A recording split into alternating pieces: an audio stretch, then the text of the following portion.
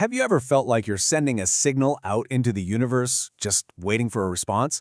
Well, what if I told you there's an ancient metaphysical protocol for that? I mean, a kind of source code written right into the fabric of reality, described in the Zohar, that governs exactly how our world communicates with the heavens. Here's the secret. It suggests the cosmos isn't proactive, it's responsive, and it's waiting for just one thing, your spark. All right, let's get into it. Here's our journey for this explainer. We're going to start with this mystical flicker in the dark. Then we'll unpack the fundamental law of a universe that actually responds to us. We'll decode the black light and the white light, the signals in this cosmic conversation. After that, we're mapping the entire cosmic flow, the divine circuitry, you could say. And to make it all real, we'll look at 2 modern blueprints you can use today. And we'll wrap it all up with a personal call to action, because believe me, this whole system is just waiting for your spark. So, before we get into all the mechanics, I want you to just imagine something with me. Picture a vast, silent space. It's full of potential, but nothing's happening yet. This is the starting point of one of the most profound secrets of creation. It's a visual metaphor that holds the key to this whole system. And the mystics say this isn't just some nice idea. It's the actual physics of how creation begins again and again in every single moment. At the very heart of our journey today is this foundational principle from the Zohar. It says, "Whoever awakens from below to purify themselves is met with assistance from above." Now, this isn't just a feel-good saying. The mystics describe it as a fundamental law of physics for the soul. The initiative, the first move, it has to come from us. The entire supernal system, all that divine flow, is ready to go, but it's bound by this one law. It doesn't act first. It waits. Okay, so the Zohar paints this incredible picture, and I really want you to see it in your mind's eye. Imagine a perfect, deep darkness. But it's not empty, it's a darkness of infinite potential. And then, from the very bottom of this space, a single point begins to stir. The Zohar calls it a nahura achma, a black light. Think of the very base of a candle flame, right where it touches the wick, that deep, almost invisible blue-black core of pure energy. It's not bright, it's subtle. It's a flicker of will, a desire to connect, a single action we take down here in our world. And only then, only in direct response to that fragile flicker, does the real show begin. From above, a brilliant Nahuda Chivra, a white light, descends. It's not a spotlight, it's a cascade, a radiant flow of mercy that lights up everything. It meets that small dark flame and makes it burn brighter than ever. That right there, that is the entire protocol in one powerful cinematic image. So let's take that beautiful metaphor and pull out the core principle. This isn't a universe that just imposes its will on us. No, it's a universe that collaborates, that co-creates. But, and this is the key, it requires our initiation. It is built on a law of response. You could say the higher worlds are in a state of potential rather than actuality, and they need an input from our world to make that switch. The Aramaic term for this whole protocol is Itaruta dilatata, which means an awakening from below. And that triggers an Itaruta de Leila, an awakening from above. You can almost think of it as the spiritual version of Newton's third law. For every action, there's a reaction. Our action, our awakening, is the force that puts the whole cosmic system into motion. The higher worlds are filled with this abundance of light and blessing, but it's like a giant reservoir behind a dam. Our action from down here is the key that opens the gates and lets that flow begin. And this has a massive implication for our own lives, right? The power is, quite literally, in our hands. We are not just passive recipients of whatever the divine feels like sending down. No way. We're the activators. The Zohar is telling us that our physical world, our consciousness, is the necessary starting point. Without that first flicker from us, that brilliant light from above just stays in a state of readiness. It doesn't descend. And that places this immense responsibility and an incredible opportunity right in our lap. And this quote just brilliantly illustrates the whole dynamic. The Zohar says our nefesh, that's the soul level connected to action in this world, is that lower awakening. So when we act, when we strive, when we create that first spark, we are doing something incredible. We are building a throne. Our efforts, our will, our desire to connect, they literally construct a vessel, a kind of seat for the higher spiritual flow, the ruach and the neshama, to descend and rest upon. You see, the higher levels of our own soul, and even the divine light itself, can't manifest here without a foundation that we build for them. We create the landing pad for grace. Okay, so we've got the fundamental law down. Now, let's go back to that opening visual and really decode it. Because this isn't just poetry. The black light and the white light are actually precise technical terms in the system. They describe the 2 ends of this cosmic communication protocol. They're the input and the output. Let's use a modern analogy to make this super clear. Think about it like a user-server relationship. The black light, that's you. That's the user. It's the requests you send out from your device. It starts here, in our world, the realm of Malkut, which is all about concealment.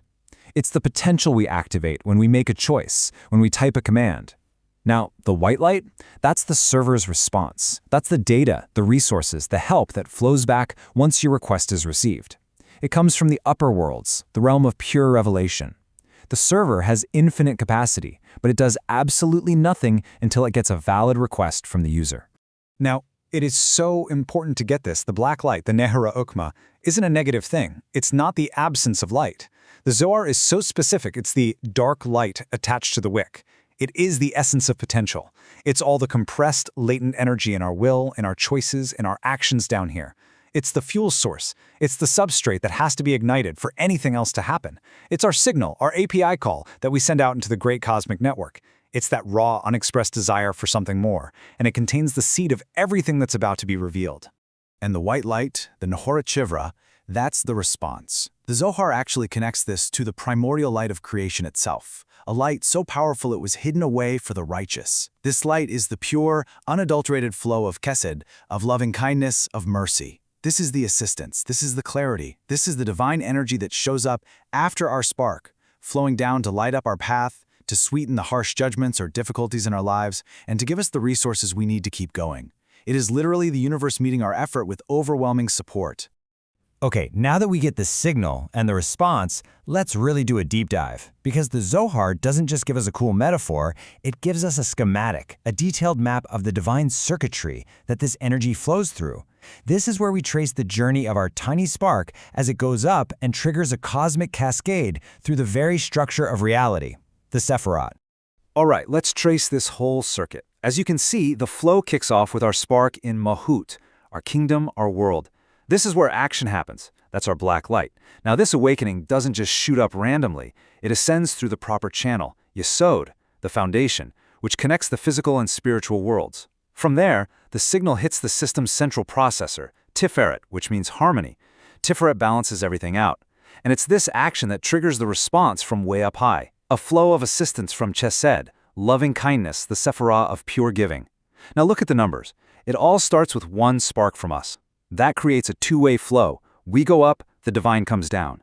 And this two-way flow engages the entire structure of the 10 Sefirot, lighting up the whole system.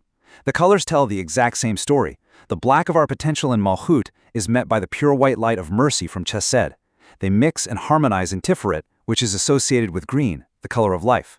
And this integrated energy then flows down and has the power to sweeten the harshness of din, or judgment, often symbolized by red, turning our challenges into opportunities. And it's so important to understand that for the Kabbalists, this is not just a story. It's a description of a precise metaphysical mechanism. Every single step in this flow, every shift in color, represents a real transformation in the quality of energy and the state of consciousness, both for us and for the whole cosmos. We're literally participating in a living, dynamic process of cosmic alchemy. We are changing the spiritual weather of the universe with our actions. Now, I know this is deep, mystical stuff. So the big question is, how do we make this ancient principle actually work in our 21st century lives?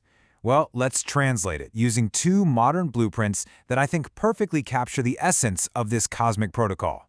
First up, the video game blueprint. Come on, imagine you load up a brand new open-world RPG. The map is grayed out. The NPCs are just standing there, silent. The quest log is totally empty. Nothing happens until you, the player, press a button, move the joystick, take that first step out of the starting town. Your action is the Itaruta deltata, and instantly the world comes alive. The shopkeeper suddenly has a quest for you. The map starts to fill in. Enemies appear on the road. The more you act, the more the game reveals itself. You find keys, maps, helpful allies. And eventually, after you beat a tough boss, you unlock a brand new power or find a legendary sword. That's the flow of Chesed. That's the divine power-up that was never there at the start, but was waiting in the code all along for you to get there through your own efforts. Okay, now for the cosmic engineering blueprint. Think of yourself as an edge device, like a smartphone or a laptop, connected to this vast cosmic cloud network. Now, the network itself is incredibly powerful. Infinite resources, data, processing power. But it's just sitting there in a low-power, idle state. It's waiting for a request. When you take an action, a prayer, a good deed, a moment of deep thought, you send a signal, a data packet, into the network. That's your black light. The central cloud system receives it, processes it, and in response, deploys resources back to you. Wisdom, clarity, strength, opportunities. That's the white light. And even better, this creates a connection, a stabilizing feedback loop. The more you interact with the network, the higher your bandwidth becomes, the lower the latency, and the more seamlessly you can draw on its incredible resources. So look, whether you see yourself as the hero on a grand quest or as a crucial node in some divine information network, the fundamental law is exactly the same. Both of these blueprints point to the same non-negotiable principle. The system, with all of its infinite power and potential, requires your input to activate. You are the catalyst. Your action is the key that turns the ignition. And this brings us right to the most personal and honestly the most powerful part of this whole thing. We've talked about cosmic laws and divine circuitry and these big metaphors, but in the end, this entire vast, intricate system comes down to one single, intimate point of ignition. It all comes down to you. So after all of that complexity, all that mystical depth, the message is actually profoundly simple. The entire cosmic engine, with all its light and flow and potential to change everything, is just sitting there, idle. It is waiting. It is waiting for your decision, your action, your flicker.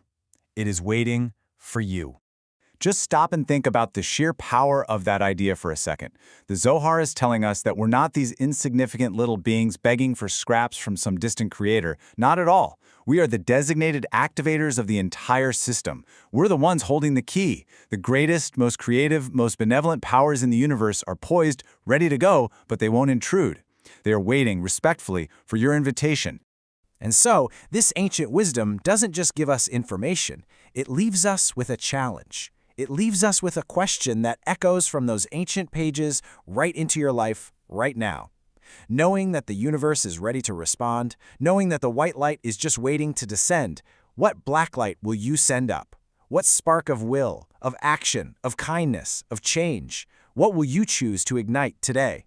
Thank you for joining us for this complete journey through the Pardes. We hope these ancient truths help you and your family improve your own dimensions this week. If you enjoyed this full chapter deep dive, please like, subscribe, and share which part of the journey touched your soul in the comments. We'll see you in the next chapter.